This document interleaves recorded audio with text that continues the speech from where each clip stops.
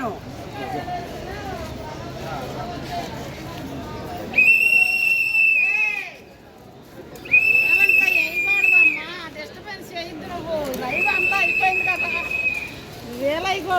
చేస్తున్నా లైవ్లు పోస్టులు నాకు అక్కర్లేదు. అధికారులు నిర్లక్ష్యం. Down down.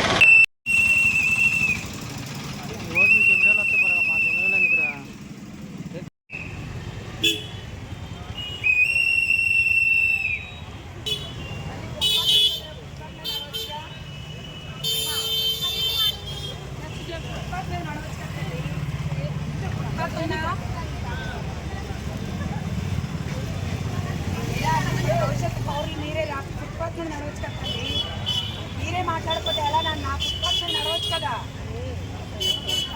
గట్టిగా చెప్పి సమాధానం. మరి అక్కడ లేకన్నా వస్తున్నారు, లోగో కూడా వస్తుంది.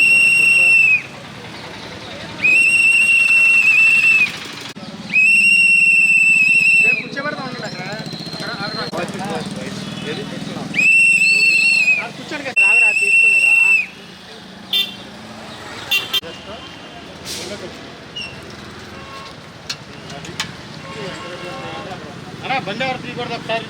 పెట్టి నెల రోజులైతే అధికారుల నిర్లక్ష్యం కూడా తీయించలేని పరిస్థితుల్లో ఉన్నాం మనం. Down down down down down down అధికారుల నిర్లక్ష్యం. కాపాడాలి డ్రైనేజుల్ని, డ్రైనేజ్ ఎంక్రోచ్మెంట్ని. కన్నా కనీసం జెడ్పీ దగ్గర ఏవైతే ప్రభుత్వ కార్యాలయాలన్నిటికీ జంక్షన్ అయిన జెడ్పీ ఆఫీసుల దగ్గర కూడా చీపురు పొల్ల కూడా కదపలేని వైనం.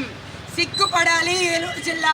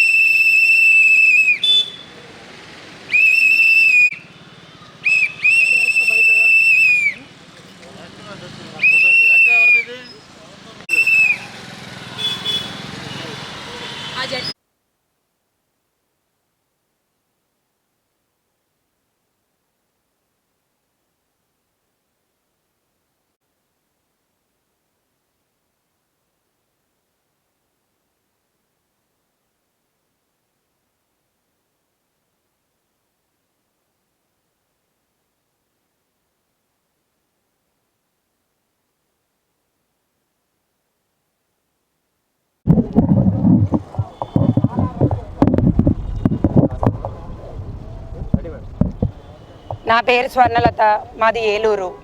ఈరోజు ఏలూరు దుస్థితి ఎలా ఉందని ఏలూరు ప్రజలందరి దృష్టికి తీసుకురావాలని నేను ఈ వినూత్న నిరసన ఏలూరు కలెక్టరేట్ నుంచి కమిషనరేట్ వరకు నడుచుకుంటూ వెళ్ళాలని నిశ్చయించుకున్నాను.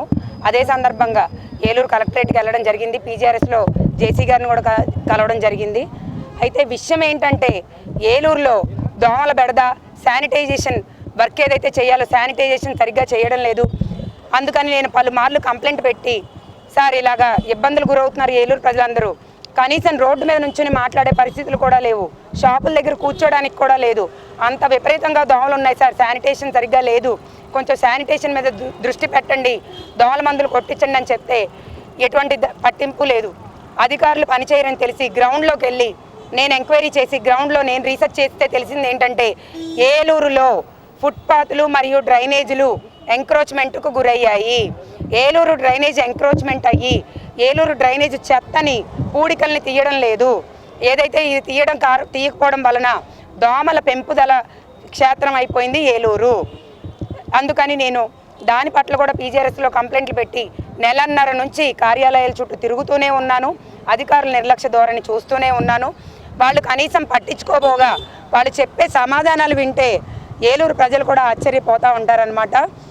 నాకు అర్థమైంది ఏంటంటే ఏలూరులో డ్రైనేజీలన్నీ అధికారుల అండతో, షాపు ఓనర్సు రాజకీయ అండతో ఎంక్రోచ్మెంట్ చేస్తున్నారని తెలిసి ఈరోజు ఈ నిరసన చేయడం అయితే జరిగింది. మరి ఈసారైనా ఈ నిరసనకైనా అధికారులు స్పందిస్తారని అనుకుంటున్నాను. ఒకవేళ స్పందించకపోతే ఏలూరు ప్రజలందరినీ ఈ మీడియా సభాముఖంగా అడుగుతుంది ఏంటంటే, మనం రోడ్ల మీదకి రావక్కర్లేదు, మనం కార్యాలయాల చుట్టూ తిరగక్కర్లేదు. సోషల్ మీడియా అనే వెపను ప్రతి ఒక్కళ్ళ చేతిలో ఉంది. మీరు దానిలో నిరసన తెలియచేస్తే ప్రతి ఒక్కరికి విషయాలు వెళతాయి. మీ ఇంటి కష్టమే కాదు, ఎక్కడి కష్టమైనా సరే, ప్రజా సమస్యలపైన సరే మీరు తెలియపరచొచ్చని మా ఏలూరు ప్రజలకి ఒక అవగాహనగా ఉంటుందని చెప్పి నేను ఒక్కదాన్నే ఈరోజు ఈ మొదటి స్టెప్ వేశాను.